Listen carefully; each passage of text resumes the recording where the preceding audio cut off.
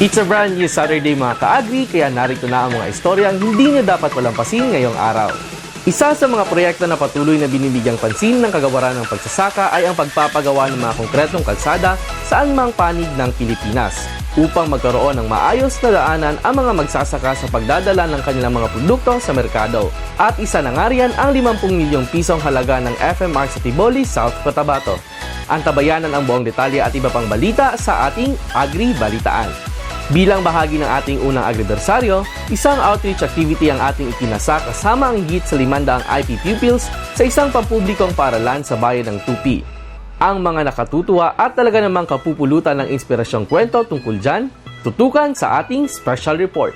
At mga magsasaka ng mga bayan ng Tantangan at Tiboli, masayang ibinahagi ang mga proyektong kanilang natanggap mula sa DA. Panoorin yan mamaya sa mula sa mga magsasaka. Tiyak na isang makabuluhang episode na naman ang inyong mapapanood ngayong araw. Kaya sabay-sabay na nating tuklasin at palaganapin ang ganda at sigla ng agrikultura dito sa Agri Tayo, Soc Sergeant.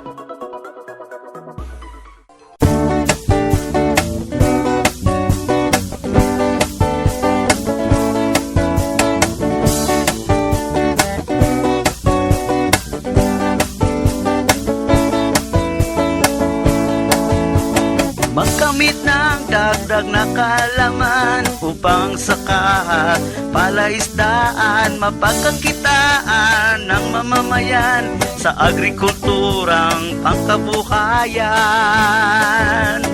Agri Tayo, Soc Sergeant, programang dapat tangkilikin. Agrikultura'y binigyan pansin para sa ating mga mitiin.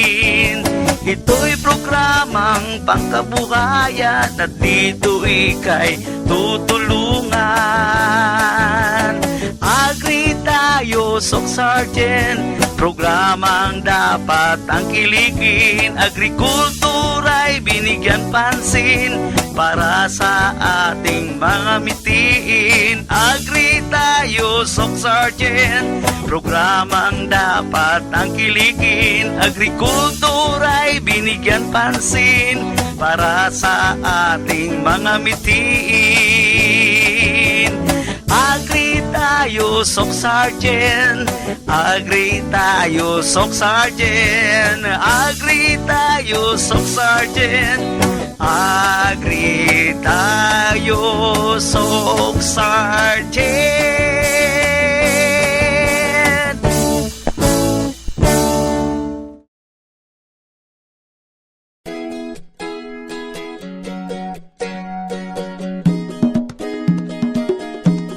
Yulapos, isang masaganang araw po sa ating lahat, mga kaagri, lalong-lalo na sa ating mga tagapanood na linggo-linggong nakatutok at talaga namang sumusuporta dito sa ating programa. Kumusta ka, Christian? I'm doing great, Marie. Ikaw? Okay naman ako.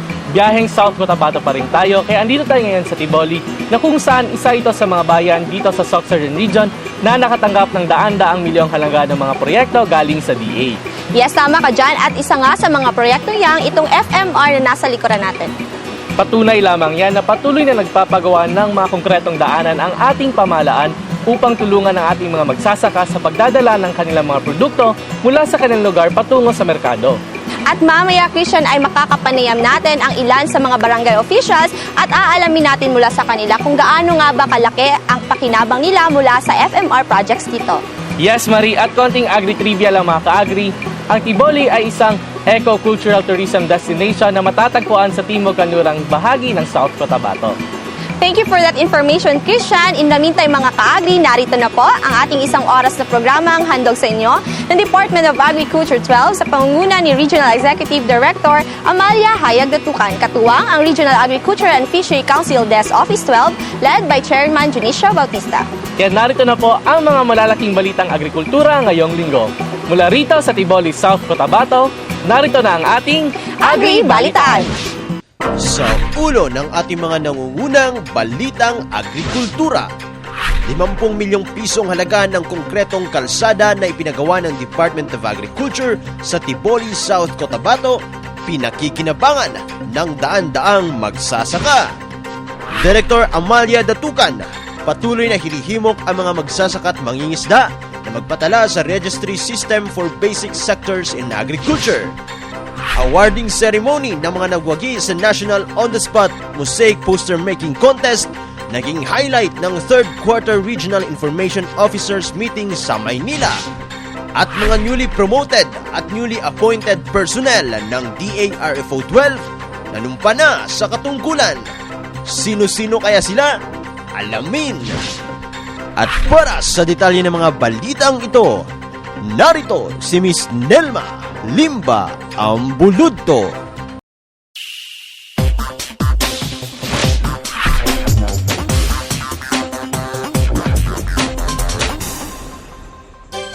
Narito na ang detalye ng ating mga balita. Patuloy ang kagawaran ng pagsasaka sa pagpapatupad ng mga proyektong infrastruktura tulad ng mga konkretong daanan upang magkaroon ng magagandang daanan ang mga magsasaka sa pagdadala ng kanilang mga produkto sa merkado. At isa na nga rito ang Farm to Market Road na ipinagawa sa Tiboli, South Cotabato na nagkakahalaga ng 50 milyong piso. Para sa dagdag na detalye, maki-Agri-Balita kay Lito Mariano Salvi. Pinakikinabangan na ng daan-daang magsasaka at mga residente sa bayan ng Tiboli, South Cotabato ang mga sementadong kalsada na pinagawa ng pamahalaan sa pamamagitan ng Department of Agriculture. Ang mga proyektong Farm to Market Road ay pinatutupad sa ilalim ng programang Payapa at Masaganang Pamayanan ng Administrasyong Aquino na naglalayong masuportahan ang pagtatamo ng kapayapaan sa bahaging ito ng Mindanao. Batay sa ulat ng pamana-team ng DARFO 12, tinatayang nasa 103 milyong pisong halaga ng FMR ang ipinagagawa sa bayan, na kung saan isa na rito ang Lambuling FMR na nagkahalaga ng 50 milyong piso. Sa pagbabahagi ni Lambuling Barangay Captain Mary Sugan, napakahirap ng kanilang sitwasyon bago pa man naisemento ang kanilang mga kalsada. Dulot nito anya ay ang tagal ng oras ng pagbabiyahe ng kanilang mga produkto. 30 kabudlay ang amon nga barangay. Pag halin ka dire magato ka salamyan daw 4 gid ka oras, pero subong nami na ang amon barangay. Pag halin mo dire pagato salamyan mga isa lang ka oras. Kag damo ang akon pasalamat sa sining project halin sa DA, kag halin sa aton president. Dahil din sa sira-sira at lubak-lubak na kalsada, ay malaki rin ang kanilang ginagastos sa pamasahe patungong bayan. Sa pamasahe, ang sauna tag 40. Pero subong daw gamay-gamay na lang kay ang dalan. Maayo na, kag dali na lang ang ginakantoan namon sa lamyan. Pero subong namin na ang amon barangay. Ayon kay Municipal Agriculturist Oliva Miramon, higit sa 95,000 hectares ang lawak ng bayan ng Tiboli, kung saan sari-saring produkto ang itinatanim dito tulad ng palay, mais, saging at marami pang iba. Ang Tiboli po ay mayroong 95,000 hectares. Ang iba ay nataniman ng saging, yung sa Sumipro ngayon, at saka yung pinya. Andyan naman under sa dole, and then mayroon ding growership, so under din yan sa cooperative. Ang iba naman ay tinataniman din ng mais at saka palay. Mayroon ding tinataniman ng mga gulay andun sa mataas na elevation, no? So more or less mayroon din tayong nataniman ng mga nyug, mga more or less 1,260 hectares, and then other crops, mga high value, yung mga fruit trees at saka ibang mga crops na under sa high value. Maliban sa Lambuling FMR, 2 pang malalaking FMR sub-projects ang kinoconstruct sa bayan. Ang Lamsalome FMR na nagkakahalaga ng 50 milyong piso at Maan FMR na 3 milyong piso naman. Bukod sa mga proyektong infrastruktura, higit sa 21 milyong pisong halaga ng mga proyektong pangkabuhayan ang natanggap ng mga benepisyaryo. Pero subong, di na kami mabudlayan, kaya ang magbakal sa mga saging, dari na sa amon. Dari na sila mabudlayan, di na kami magasto sa motor.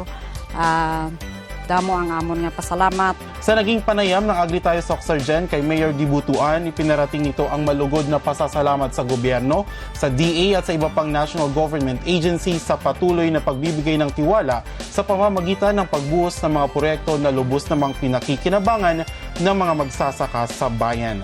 Nag-uulat para sa Agri Tayo Soxargen. Ako si Lito Mariano Salvo.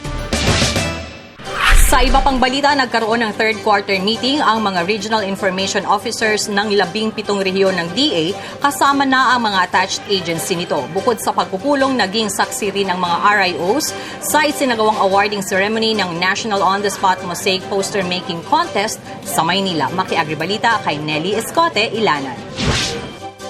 Nagpulong ang mga Regional Information Officer ng Department of Agriculture sa Maynila noong October 14 hanggang 16 upang pag-usapan ang mga updates ng mga accomplishments ng bawat rehiyon at ang pagpaplano para sa taong 2016. Tinalakay din dito ang paghahanda na ginagawa ng Department of Agriculture upang maibsan ang epekto ng El Nino phenomenon at ang malawakang information activity sa pamamagitan ng radyo, telebisyon, mga pahayagan at social media. Maliban sa third quarterly meeting, nabigyan din tayo ng pagkakataon na masaksihan ang pagpaparangal sa mga namumukod tanging mga bata sa isinagawang National On-the-Spot Mosaic Poster Making Contest. Isa sa mga hinirang na 5 national winners ang pambato ng Soxargen na si Oscar J. Cuer ng Lugan Central Elementary School ng Tibuli, South Cotabato na kung saan tumanggap siya ng 25,000 na cash prize at tropeyo mula mismo kay Agriculture Secretary Proceso Alcala. Masayang-masaya po kasi hindi ko po inaasahan na manalo sa loob ng 17 na region. At saka, first time ko rin po yun sa Manila. Maliban sa cash prize, nagkaroon din sila ng 3 araw na all-expense-paid educational tour sa ilang agricultural farms sa Metro Manila at probinsya ng Rizal mula October 12 hanggang 14. Yung pinakasulit talaga na pinuntahan namin yung Artin Island talaga. Tapos punta rin kayo ng Ocean Park. Opo. Anong makikita doon sa Ocean Park? Yung mga stingray, mga sharks, ganun po. Ayon sa coach ni Cuer na si Ralph Vincent Fillier, hindi nila inaasahang mapapasama sila bilang best poster dahil magaganda ang lahat ng mga artwork na hinabi ng 17 mga mag-aaral mula sa iba't ibang rehiyon. Subalit dahil buo ang kanilang pananalig sa Diyos at paniniwala sa kanilang obra maestra, ay naging positibo rin ang dalawa na mananalo. Ang ginawa namin, talagang binago namin ang concept kasi sumunod lang kami sa guidelines na dapat mag-iiba ka talaga ng drawing mo at concept mo. So, pagdating doon sa national, mula sa region, talagang malaki talaga ang pinagbago. Pinaganda talaga namin ng todo yung drawing niya, yung art niya. Kwento pa ni Fillier na naging inspirasyon nilang dalawa ang suportang ipinaabot sa kanila ng kanilang paaralan at ng lahat ng tao na tumulong sa kanila. Being a principal of this school, malaking karangalan at isang tagumpay na nanalo naman ang isang bata ng Lugan Central. Lahat po kami dito sa Lugan Central ay tuwang-tuwa at kaninang umaga nang sila ay nag-report na sa school, kami po ay nag-recognize sa kanila sa pamamagitan ng pag-re-award sa kanila ng kanilang mga gantimpala doon sa flag racing area. Pinayuhan din ng punong guro ang mga mag-aaral na bigyang halaga ang agrikultura na siyang dahilan kung bakit mayroong pagkain sa hapag ng bawat pamilyang Pilipino. Bilang guro at punong guro ng paaralan, kami po bilang isang institusyon, sa loob ng klase, tinuturuan na sila ng kahalagahan ng agrikultura at bilang isang modelo ng pamayanan, ang paaralang ito, kami po ay nagtuturo ng agrikultura sa pamamagitan ng gulayan sa paaralan kung saan sa nakalipas na 2 taon kami po ay nanalo na second place provincial-wide at division-wide as best implementer in gulayan sa paaralan. So, yun po, in a little ways, na tutunan ng mga bata kung paano magtanim at mag-alaga ng mga produkto na kailangan sa kanilang sarili at mahalaga sa kalusugan ng isang bata. Pinapasalamatan ni Naquer at Filier ang DA maging ang United Nations Food and Agriculture Organization sa pagsasagawa ng naturang aktibidad na humuhulma sa mga kakayahan ng mga kabataan habang ikinikintal sa kanila ang kahalagahan ng agrikultura.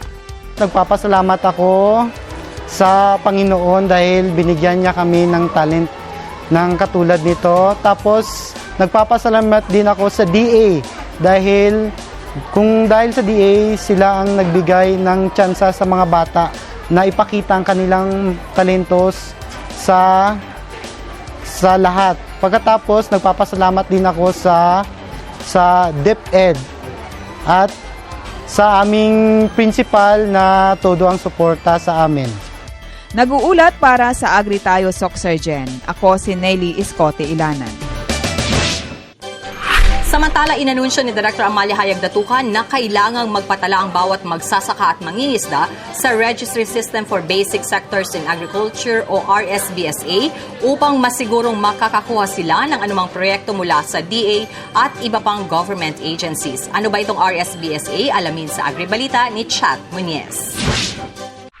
Pinapayuhan ng Department of Agriculture ang mga magsasaka at mangingisda na magpatala sa Registry System for Basic Sectors in Agriculture o RSBSA upang makakuha ang mga ito ng mga proyekto mula sa tanggapan. Ayon kay DA12 Regional Executive Director Amalia Hayag Datukan, ang RSBSA ay isang nationwide database na ang pangunahing impormasyong tungkol sa mga magsasaka at mangingisdang nasa talaan ng Department of Budget and Management, National Statistics Office, Department of Agriculture, Department of Agrarian Reform, Department of Interior and Local Government at ang National Anti-Poverty Commission.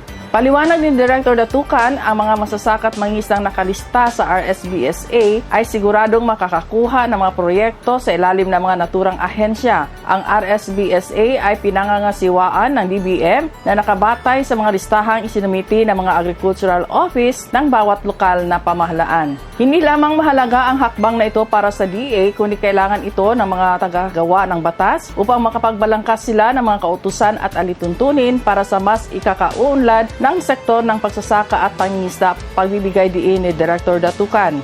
Dahil dito, hinihikayat ang mga magsasaka at mangingisda hindi pa nakapagrehistro na magsadya o tumungo sa mga local agriculture office upang makapag-file out ng mga aplikasyon. Handang-handa rin ang ating mga agriculture technicians at syempre ang ating mga city at municipal agriculturists na gabayan ang ating mga magsasaka sa pagparehistro. Kaya wag dapat silang mag-atubiling lumapit sa pinakamalapit na agriculture office sa kanilang lugar, pagsisiguro ni Director Datukan. Bukod sa mga city at municipal agriculture office, maaari rin silang sumangguni sa tanggapan ng DARFU 12 sa Coronadal City o di kaya mag-text o tumawag sa hotline number 0999-923-6054. Nag-uulat para sa Agri Tayo Soxargen, ako po si Chat Muñez. At yan ang unang ratsada ng ating Agri-Balitaan. Susunod. Ilang kawani ng Department of Agriculture lumahok sa BIMP IAGA meeting sa bansang Malaysia. Mga newly promoted at newly appointed personnel ng DARFO 12 nanumpa na sa katungkulan. Ang hamon ni Director Datukan sa kanila, tutukan. At mga tagapamahala ng Malandag Livestock Auction Market nagpasalamat sa DA para sa kanilang lakbay-aral sa Batangas. Pakatutukan ng detalye ng mga balitang yan at iba pa sa pagbabalik ng Agri Tayo Soxargen.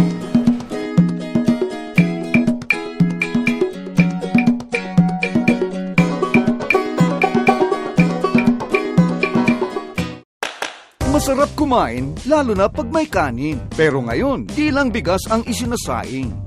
Ano pong gagawin niyo? Magsasaing ng... Rice? No, corn grits. Paano po? Halika, I'll teach you.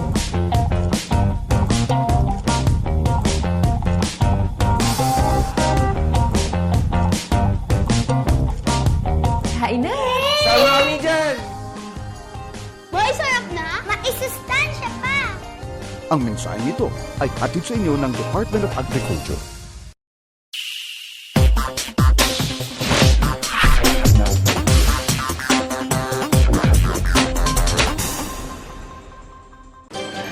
Sa pagpapatuloy ng ating agri-balitaan, formal nang nanumpa sa kanilang mga katungkulan ang mga newly appointed at newly promoted personnel ng Department of Agriculture 12 sa harap ni Regional Executive Director Amalia Hayag Datukan. Sino-sino kaya sila? Kilalanin sa Agri-Balita ni Edgar Alan Pasaol. 50 bagong regular employees ng Department of Agriculture 12 ang nanumpa na sa katungkulan sa harap ni Regional Executive Director Amalia Hayag Datukan sa ginanap na oath-taking ceremony of newly promoted and newly appointed DA12 employees sa Coronadal City noong October 14. Maliban sa kanila, 36 naman ang nakalasap ng promosyon sa mga regular na kawani ng ahensya kung saan sabay rin silang nanumpa kay Director Datukan. Ayon kay Director Datukan, isa na naman itong malaking milestone para sa ahensya kung saan ang promotion at appointment ng mga naturang empleyado ay malaking ambag sa patuloy na pagbibigay serbisyo sa mga kliyente, lalong-lalo na sa mga magsasaka at mangingisda. You are an instrument to make this department improve our image and make this government great and great again. I am not running for any public office, but in my heart I know each one of us as a public servant is needed for our government to pursue the goal of economic growth for each and every one of us to benefit, especially the generation to come. So if you believe of the reasons why you are here now, why you will be taking your oath tonight, be happy, be confident, because you deserve it. Dagdag pa ng direktor ang pagtanggap sa mga bagong talaga na manggagawa ng DA12 at ang pag-aproba sa promosyon ng mga regular na kawani ay isang testamento na tinataguyod ang profesionalismo sa ahensya. Please believe and be confident that you are not here, not just because you are malakas. You are not here, not just because you are accommodated, not just because you were able to influence any one of the PSP. Believe in yourself that you are here because you have the credentials, you are here because of the attitude and qualities which fit or fully fit the qualification requirement for the functions of the positions that were given to you now. Ang promosyon at pag-appoint ng mga bagong empleyado ng DA-RFO 12 ay bahagi ng umiiral na rationalization plan sa kagawaran. Samantala, nagpaabot naman ng kanilang pasasalamat kay Director Datukan ang mga mapalad na mga empleyado dahil sa natanggap nilang reward dahil na rin sa kanilang pagsisikap at dedikasyon sa pagtatrabaho. Ang masasagot rin po dito na pagkakataon na kayo po ay pasalamatan. Pasalamatan po sa tiwala na pinagkaloob mo sa amin para po pangunahan ko yung grupo ng engineering at bigyan ng bagong babalikan responsibilidad. Maraming pong salamat sa tiwala na pinagkaloob po ninyo. Nagpapasalamat kami kasi you are a blessing to all of us, especially to us job orders in DA. Pinakita niyo po sa amin that whatever accomplishment the office achieved, we are part of it. I do believe that I was appointed not because malakas ako sa iyo, ma'am. Tulad ng sabi nila, but because you have seen my potential. At maraming salamat po sa tiwala. Maituturing na makasaysayan ang pag-appoint sa mga bagong empleyado ng DA12 dahil sa dami ng bilang nito sa iisang taon lamang. Sa ngayon ay nagpapatuloy pa rin ang rationalization plan ng DA12 at nagpapatuloy sa pagtanggap ng mga empleyadong dedikado at may pusong maglingkod sa bawat magsasaka at mangingisda ng Rehiyon 12. Nag-uulat para sa Agri Tayo Sok Sargent. Ako si Edgar Alan Pasaol. Sa iba pang balita, nagpaabot ng kailang pasasalamat sa DA-RFO 12 ang mga partisipante sa naging lakbay-aral sa lalawigan ng Batangas upang bumisita sa mga matatagumpay na livestock auction market at sinabi ng mga ito na marami silang natutunan mula sa kanilang naging exploratory tour. Maki-agribalita kay Carl Ulysses Aguilion. Puno ng pasasalamat si Ginoong Ferdinand Fantin ng Barangay Malandag, Malungon, Sarangani sa DA12 dahil sa mga kaalamang kanilang nakuha sa naging livestock auction market interregional lakbay-aral sa Batangas noong nakaraang buwan. Sa naging panayam sa kanya ng Agri-Tayo Soc Sargent, inilahad ni Kagawad Fantin na marami siyang nakuhang aral kagaya na lamang ng kahalagahan ng malawak na area para sa auction ng mga hayop at ang tamang handling sa kanila na nakabatay sa Animal Welfare Act of 1998. Tinukoy din ito ang mga practices na maaaring i-apply sa kanilang livestock auction market. Una-una, nakikita ko doon yung pagpasok ng mga hayop, ng mga animals na nakikita natin yung mga yung tawag to, may weighing facilities.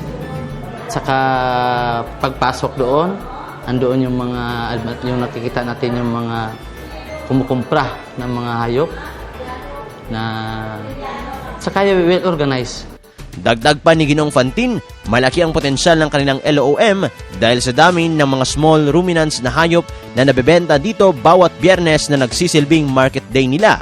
Pag ang volume ng baboy dito, aabot yan ng mga 400 heads, yung mga kambing at 300, mga 400 heads, saka yung mga manok, marami-rami yan kasi maliliit lang. Mga ka-agri, dito po sa lugar na ito binabagsak ang abot sa 1,000 mga small ruminants na mga hayop every Friday po sa bawat linggo. At ito po ang nagsisilbing livestock auction market ng Barangay Malandag, Malungon, Sarangani. At mga ka-agri, lubos po ang pasasalamat ng pamunuan ng Barangay Malandag sa DARFO 12 dahil sa mga kaalaman na naibahagi po ng ahensya sa kanila upang mas mapaganda po ang takbo at operasyon ng kanilang LOM. Unang-una, ako'y magpapasalamat.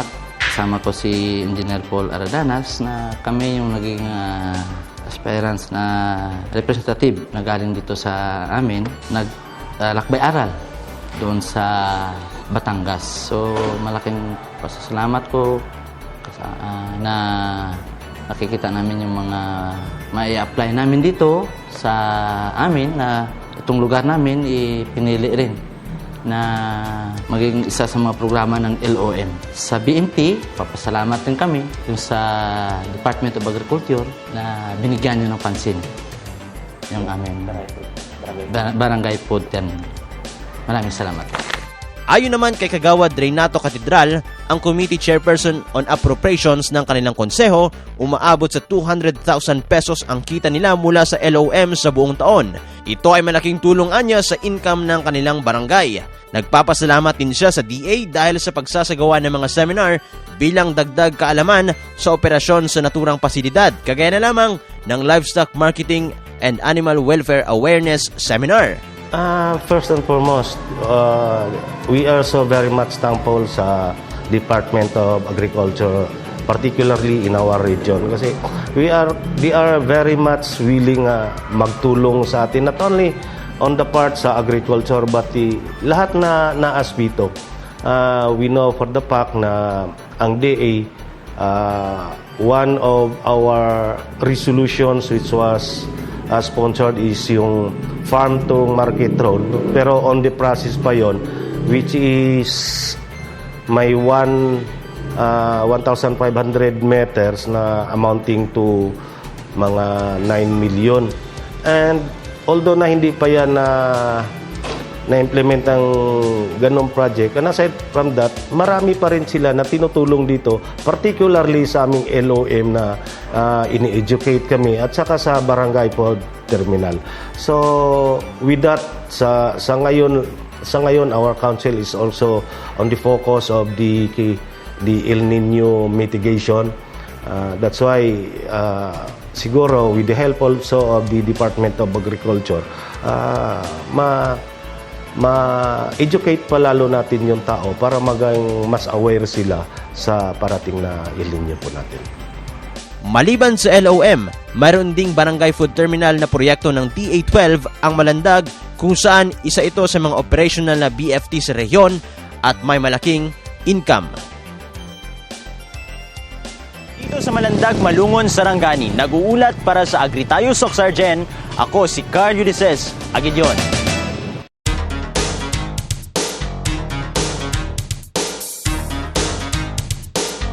Ipinadala ni Regional Executive Director Amalia Hayag Datukan ang 2 kawani ng DARFO 12 sa Langkawi, Malaysia para dumalo sa 3rd Agribusiness Cluster Meeting mula October 12 hanggang 15, 2015 ng mga bansang Brunei, Darussalam, Indonesia, Malaysia at Pilipinas. Ang mga delegado ay sina Admin and Finance Division Head Carlene Collado at Jocelyn Humuad ng Agribusiness and Marketing Assistance Division. Kasama nila mula sa Pilipinas ang 15 iba pa mula sa DA Central Office, DA Regions 9, 10, 11, Bureau of Fisheries and Aquatic Resources, Mindanao Development Authority at pribadong sektor.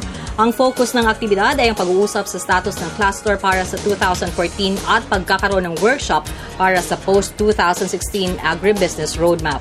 Inaasahan na maiulat ni Collado at Humuad sa DA12 ang mga napag-usapan sa BIMP Cluster Meeting sa kanilang pag-uwi. At para sa ating national news, ipinaabot ngayon ng Department of Agriculture sa lahat ng mga magsasaka sa bansa ang impormasyon na hindi hinahayaan ng ahensya na mayroong matirang seedable cloud na unseeded bilang pagpapaigting nito sa mga inisyatibo upang malabanan ng El Nino. Ayon kay Secretary Proceso Alcala, hindi magsasayang ng pagkakataon ang kagawaran upang tuluyang mapakinabangan ang mga seedable cloud. Ang cloud seeding ay isang weather modification method kung saan ang mga kemikal kagaya na lamang ng silver iodide o calcium chloride ay ibinubuga sa atmosphere upang magkaroon ng condensation at pagkatapos ay pag-ulan. Simula pa man April 2014, binigyang diin ni Secretary Alcala na ang DA ay nagsimula ng maghanda sa magiging epekto ng El Nino sa sektor ng agrikultura sa Pilipinas. Namahagi rin ang ahensya ng drought-tolerant rice variety sa iba't ibang bahagi ng bansa. Ang DA12 naman ay may nakalatag ng mitigation plan para sa El Nino kung saan, ayon kay Regional Executive Director Amalia Hayag Datukan, ay nasa 53 million pesos ang halagang nakalaan para rito. At yan ang naging kalipunan ng ating Agri-Balitaan. Patuloy lang sa pagtutok dito sa Agri Tayo Sock Sergeant.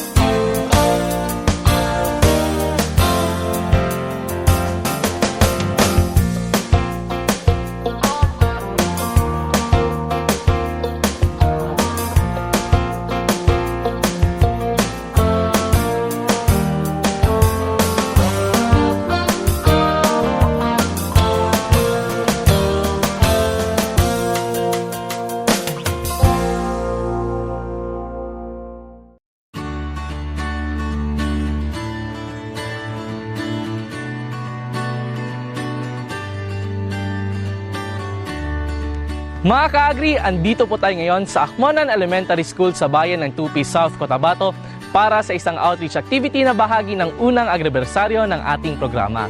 Yes, Christian, marami nga tayong activities na gagawin mamaya, kagaya na lamang po ng vegetable growing, feeding program at marami pang iba, at makakasama din natin ang 500 IP pupils dito. Kaya mga ka-agri, samahan niyo po kaming magpinta ng ngiti sa mga labi ng mga batang ito. Ito po ang ating special report.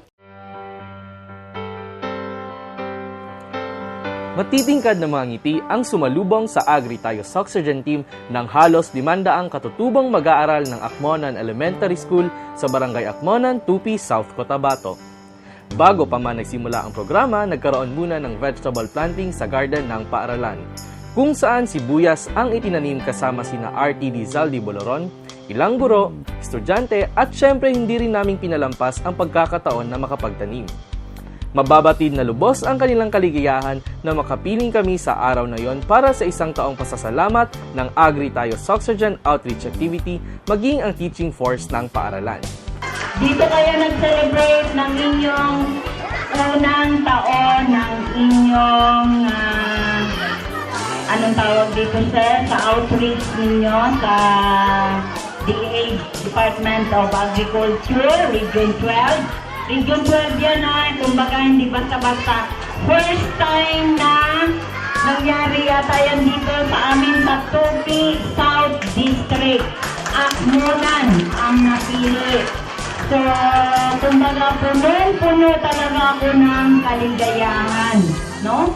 Masaya ako kasi natulungan ako ng DA. Kung tingnan natin dito sa harapan, halos lahat ng pangangailangan natin sa gardening, no? Nandito na, wala na tayong hahanapin pa.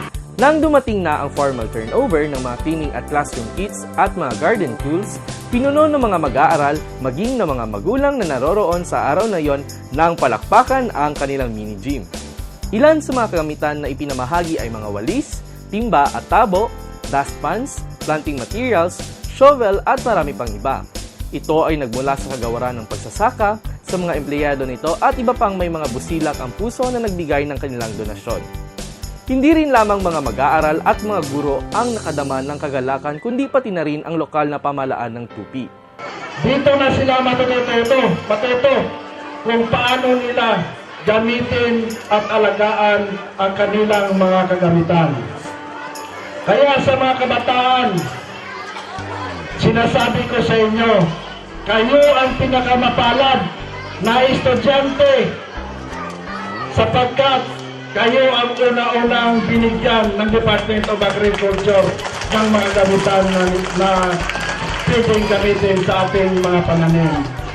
Kaya sa ngalan po ng ating mahal na mayor at local government unit, kami po ay nagpapasalamat mula sa taas, sa national, regional, province, sa Department of Agriculture sa kanilang mga tulong dito sa atin. Sa kanyang naging mensahe, hinikayat naman ni RTD Boloron ang mga batang tutok na tutok sa mga kaganapan sa programa na mahalin ang agrikultura, maging proud sa kanilang mga magulang na magsasaka, at kumuha ng kursong pang-agrikultura na siyang adhikain at advokasya ni Regional Executive Director Amalia Hayag Datukan. Makuha taong agriculture. No? Mauna mga ito sa eskwelahan. Ano man? Kaya nalimtan na sa kabataan ang pagmamahal sa agriculture. Wala na ang ilang hilig sa agriculture. Kaya bawal ito gusto mag-doktor, gusto mag-nurse, gusto mag-pinito. Wala yung magkuha sa agriculture kaya nga ay mahugawan ang kamot mo. No? Imol pag-agriculture. Mali yan mga children, no? Mga pupils. Kaya ang basa sa tinuod, kamo ang mga manggaranon. Lahat ang garanon ng farmer. Damo kwarta sa pagpananom. O ang gwapo bagit, nagpapakain kayo sa kapwa. Di ba maayo ang agriculture? Kaya kami sa DA, nakipag-ugnayan sa DepEd. Nakipag-ugnayan sa mga maestra para ipanumbalik sa kabataan ang pag-appreciate, pag-mahal agriculture. Umindak naman ang lahat ng kinugtog ang theme song ng ating programa. Mainit din ang partisipasyon ng mga mag-aaral sa parlor games at lalo na sa naging singing contest. Nanalo ang isang IP pupil na umawit ng katutubong kanta at hiniram pa ang gitara ng GH12 band upang siya mismo ang tumugtog nito. Pasample nga dyan!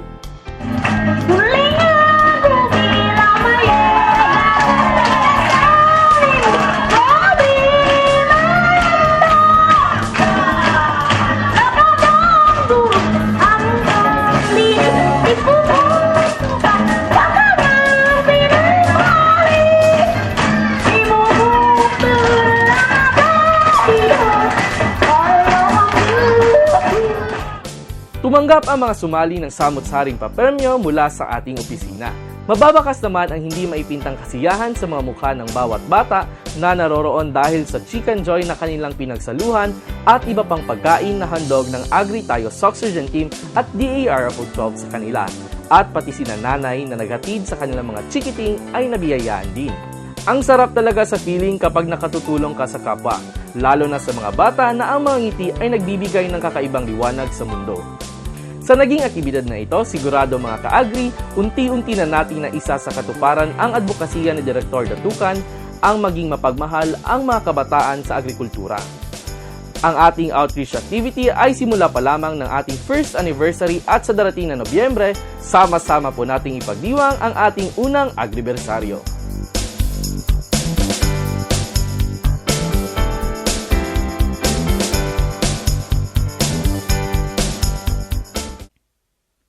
Ang El Niño ay isang hindi pangkaraniwang kaganapan sa klima na nararanasan sa buong mundo. Umiinit kasi ang karagatang Pasipiko, kaya nagiging mainit at maalinsangan din ang buga ng hangin.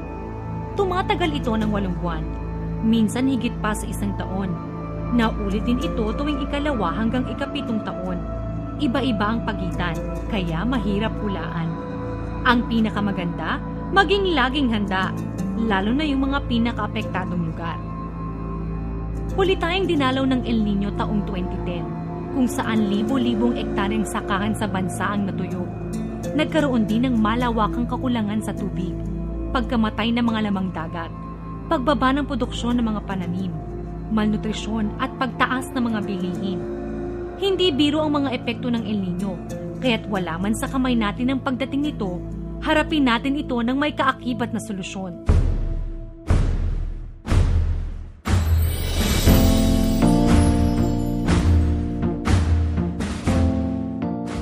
Sulitin natin ang bawat patak ng tubig. Siguraduhin maayos ang irigasyon ng mga sakahan. Dapat malinis ito at walang masyadong damo. Takpan ding mabuti ang mga butas para hindi tumagas ang tubig. Gawing 2 sentimetro lang ang taas ng tubig sa irigasyon. 25 hanggang 30 araw mula lipat tanim. Pag husto na ang tubig sa sakahan, isarado na ang mga kanal para hindi maimbak at masayang ang mga sobrang tubig. Buksan na lang ulit ang tubig sa irigasyon pag tuyo na ang lupa. Maaring gumamit ng cloud seeding, ang paglalagay ng chemical sa ulap para bumigat ito at mapabilis ang ulan. Ang mga karaniwang chemical na ginagamit dito ay asin, dry ice at silver iodide. Dapat imbaking mabuti ang tubig galing dito dahil hindi ito basta-bastang proseso. Sa pagtatanim, piliin ang mga palay na mabilis gumulang at pwede agad anihin, tulad na lang ng PSB RC14, RC28, RC80, RC82 at IR64. Mas matagal kasi ang pag-ani, mas mataas ang tsansang matuyot ang tanim. Magtanim sa paraang sabog tanim o direct seeding. Sa paraang ito, hindi na kailangang magbungkal dahil mas maikli ang proseso, mas makakatipid sa tubig at mas mapapaaga ang pag-ani. Piliing itanim ang mga gulay na di masyadong nangangailangan ng tubig, tulad na lang ng bawang, sibuyas, pechay sigarilyas at pigeon pea. Gamitin ang dayami na pantakip sa lupa. Mapapanatili na ang halumigmig ng lupa, maaari pa itong ipakain sa alagang hayop. Maganda ring ipakain sa alagang hayop ang tubo na may pulot. Legumes na maaring itanim kahit sa loob ng bakuran. Sorghum, uraro, saging, kamote, kamoteng kahoy at sarandamo at iba pang halaman sa sakahan na hinaluan ng asukal. Mas tipid to kaysa sa mais. Madalang at mahal kasi ang mais kapag tagtuyot. Huwag ding kalimutang bigyan ng mineral block ang mga alagang hayop para malakas ang resistensya nila sa mahabang tag-init. Kung ang alaga mo ay baboy o baka, dapat alam mong hirap silang mabuntis kapag sobrang init ng panahon. Malamang, kakailanganin nila ang artificial insemination. Magpatulong sa livestock technician sa lugar nyo para maayos na maisagawa to. Kung isda naman ang inaalagaan, piliin ang mga klase ng isdang hindi masyadong apektado sa tagtuyot. Bukod kasi sa pag-init ng tubig, umaalat din to kapag tag-init. Ilan sa mga isdang kayang tumagal sa El Nino ay hito, tilapia, bangus, at dalag. Marami pa tayong kayang gawin para maghanda sa El Nino.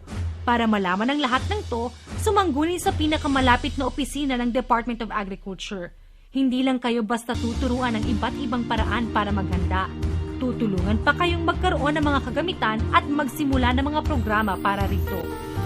Sa susunod na pagbisita ng El Nino, sama-sama nating haharapin to. Huwag mag-alala dahil walang mawawala kung lagi tayong handa.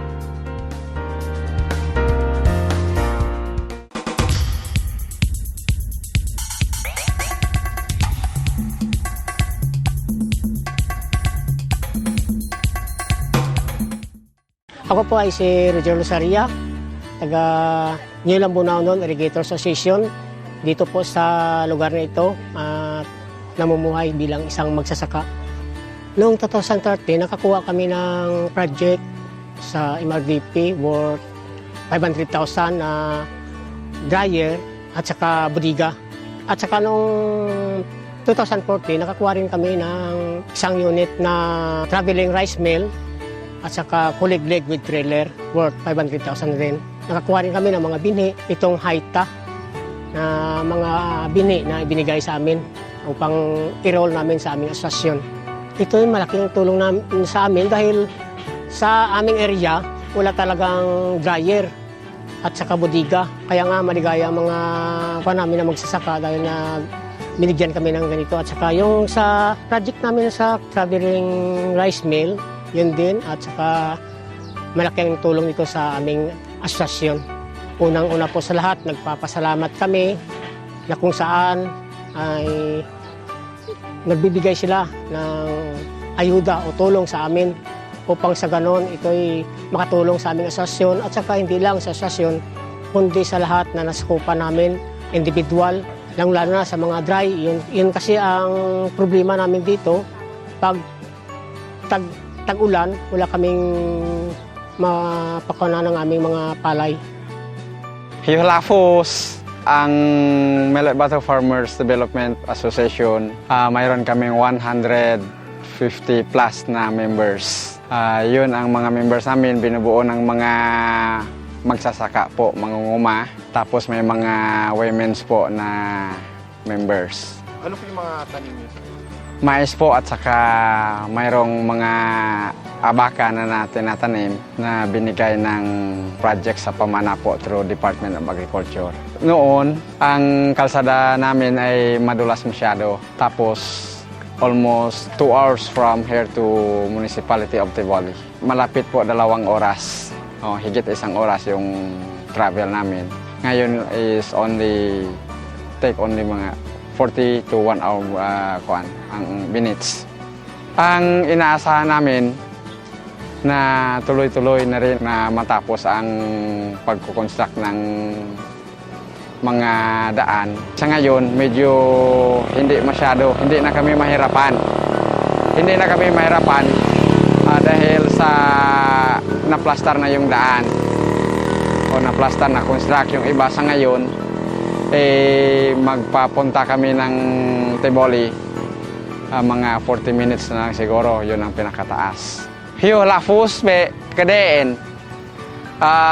Salamat be kam tao bumlay mlan be Department of Agriculture, mlan be DILG, mlan be pamana na be ko mayor be munisipyo sang Tiboli. Salamat. Bayum ko support do, ya kam atol, Gafat be kem tao be barangay Lambuling.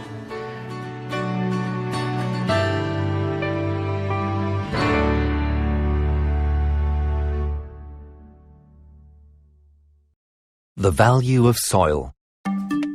Soil is wonderful. Well, of course, we live on it. And if it is fertile, it can produce marvelous things. Fertile soil puts food on our plate. But the number of plates is growing, and more meat ends up on these plates. And part of what we previously put on our plates, we now put into our petrol tanks. This again requires more fertile soil. Productive land is becoming scarce. In 1960, there was still almost half a hectare of farmland for every person on Earth. In 2020, there will be only around a third of that left. Consequently, even unsuitable land is being turned into farmland. No wonder land grabbing is on the rise. Fertile soil is precious, but instead of looking after it, we try to extract the maximum yield from it. But overusing land or cultivating unsuitable land leads to soil degradation. We need healthy soil to produce crops and timber and store and purify water. Soil provides us and our environment with important ecosystem services. Degraded soil makes us vulnerable. Unsustainable land management is sometimes the result of ignorance, and it sometimes results from poverty, where land users have no other choice. Land degradation is driven by things like cutting down forests, overgrazing, monoculture, salination, overuse of fertilizers and chemicals, or farming on sloping ground leading to soil erosion. Not to forget climate change, which alters the drought and rain patterns. But not only does climate change contribute to soil degradation also worsens climate change because degraded soil can store less carbon. But why does all of this matter so much? Well, because it takes 2,000 years to generate about 10 centimeters of topsoil. That is a long time. Soil is a practically non-renewable resource whose overexploitation is costing us dearly. For example, Niger loses approximately 8% of its gross domestic product to overgrazing and excessive salinity in rice paddy fields. Solving these problems through sustainable land management would save 2/3 of this money. Globally, soil degradation is an expensive business.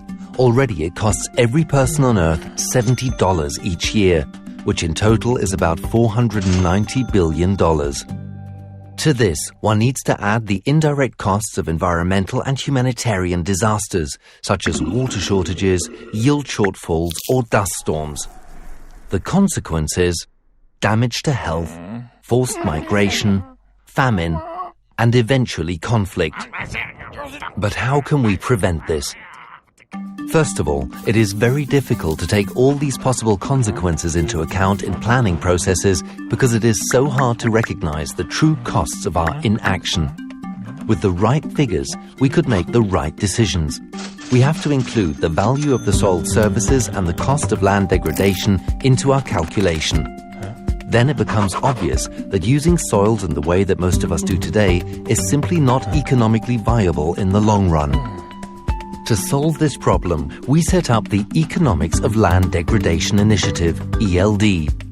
We want to find out more about these actual costs by bringing together scientists, decision makers in politics and industry, and local land users, and we want to take a global approach. How high are the costs of inaction?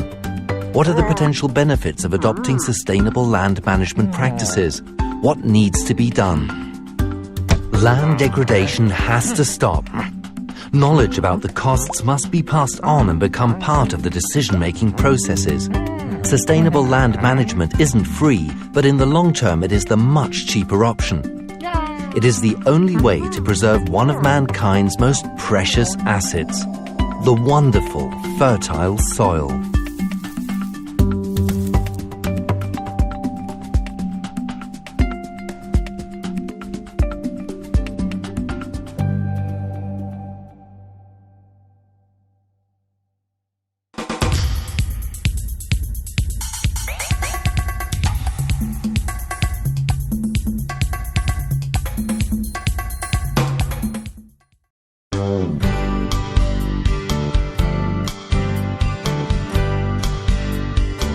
Ang Tiboli po ay mayroong 95,000 hectares. Ang iba ay nataniman ng saging, yung sa Sumipro ngayon, at saka yung pinya, andyan naman under sa Dole, and then mayroon ding growership, so under din yan sa cooperative. Ang iba naman ay tinataniman din ng mais at saka palay. Mayroon ding tinataniman ng mga gulay andun sa mataas na elevation, no? So, more or less, mayroon din tayong nataniman ng mga nyug, mga more or less 1,260 hectares. And then, other crops, mga high value, yung mga fruit trees at saka ibang mga crops na under sa high value. Sa livestock, mayroon po kaming mga almost 1,000 heads na ng livestock dahilan mayroon kaming BUB at saka Pamana project. At saka mayroon din kaming mga regular programs before ng MRDP at saka yung Pamana at BUB.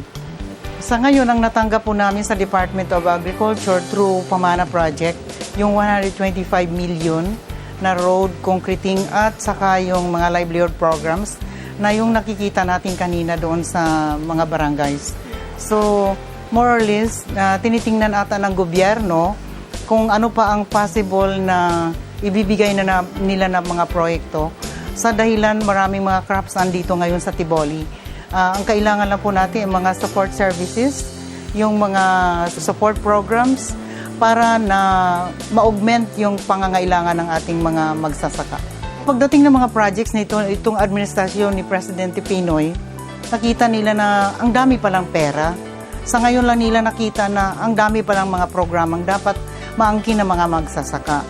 So sabi nila sa ngayon na mga administrasyon, ngayon lang nila natikman yung mga proyekto na noon na ilang taon na hindi man lang namin natikman. So pasalamat kami sa ating Presidente, kay Secretary Proceso G. Alcala, sa ating Director sa Region 12, kay Redbing Datokan, at saka sa bumubuo ng Department of Agriculture, sa OPAP na siyang nagbigay din ng approval sa mga projects na kaya nagkaroon kami ng ganitong projects ngayon. So maraming salamat po sa Department of Agriculture, sa LGU na nagbigay din ng suporta sa amin para kami maka-implement ng mga malalaking proyekto.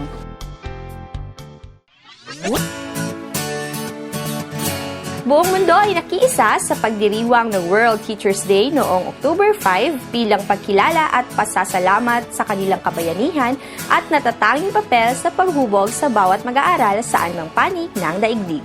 Tema ng pagdiriwang ngayong taon ay Empowering Teachers, Building Sustainable Societies. Sa pamamagitan ng selebrasyon ay naipamamalas ng bawat isa ang kanilang pagkalinga at pagsuporta sa kadakilaan at dedikasyon ng ating mga guro na nagsisilbing gabay at inspirasyon ng mga mag-aaral sa pagtatamo ng mas maliwanag na kinabukasan. Kaya sa ating mga kaaging guro, maraming salamat po at Happy World Teachers Day! Mula sa Akunan Elementary School, Happy World Teachers Day!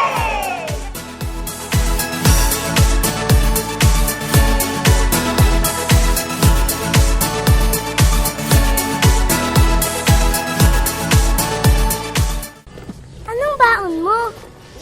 Meron akong cookies, juice, at chips. Ikaw? Meron akong apple, biscuit, water, at puting mais. Puting mais? Bakit meron ka ba? Sabi kasi ni Mommy, ang puting mais ay sagana sa nutrisyon. At nagbibigay sa akin ng energy. Pagod na ako. Buti ka pa, mabilis ka tumakbo at di ka mabilis mapagod. Kaya nga lagi akong kumakain ng puting mais para iwas sakit at pure energy para sa batang maliliit. Ito, kain ka din.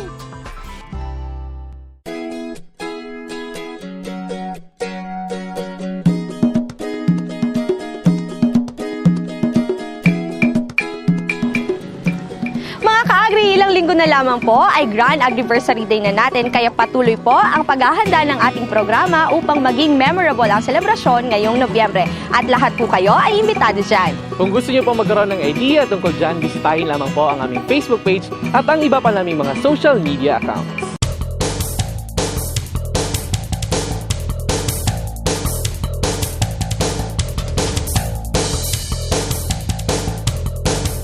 At syempre po, huwag niyo pong kaliligtaang panoorin ang ating programa tuwing Sabado mula alas 9 hanggang alas 10 ng umaga sa mga sumusunod na broadcast outlets.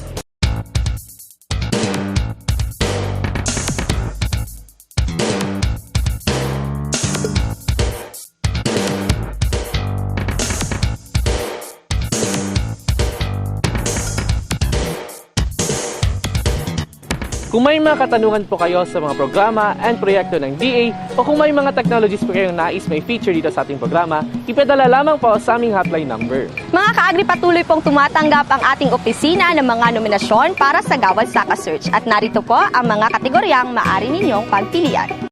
The search is on for Gawad Saka 2016. Here are the categories.